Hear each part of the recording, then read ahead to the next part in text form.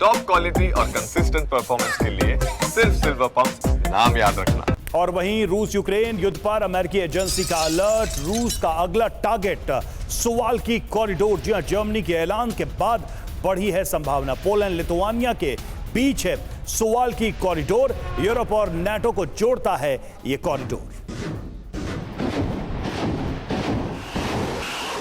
और देखिए सुमित इस वक्त हमारे साथ बने। सुमित देखिए, अगर युद्ध को रोकने की जहां तक बात है, ये तभी संभव होता है दो अलग अलग पार्टीज के बीच में, अलग अलग पक्ष के बीच में, जब एक दूसरे पर ट्रस्ट हो, विश्वास हो। लेकिन हम तो यहां देख रहे हैं कि अमेरिका को छोड़कर अगर बाकी नेटो कंट्रीज हैं, वो रूस के खिलाफ काफी ज्यादा एग्रेसिव बने हुए हैं। अमेरिका एक ऐसा देश है जिस पर पुतिन पूरी तरह से भरोसा कर लें, यह मुमकिन नहीं है।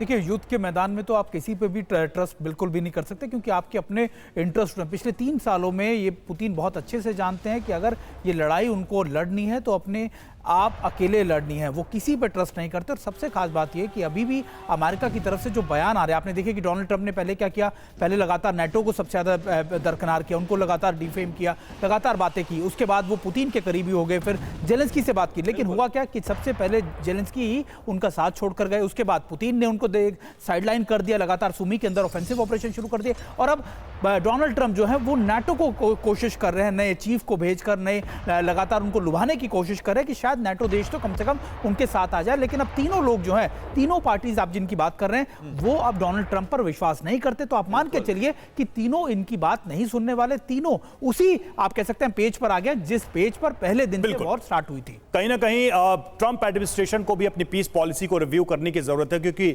हालात जिस तरीके से बदले हैं, ऐसा लग रहा है कि धीरे धीरे अमेरिका ही एक कॉर्नर में चला गया है और कोई भी उसके मीडिएशन को मानने की स्थिति में नजर नहीं आ रहा है।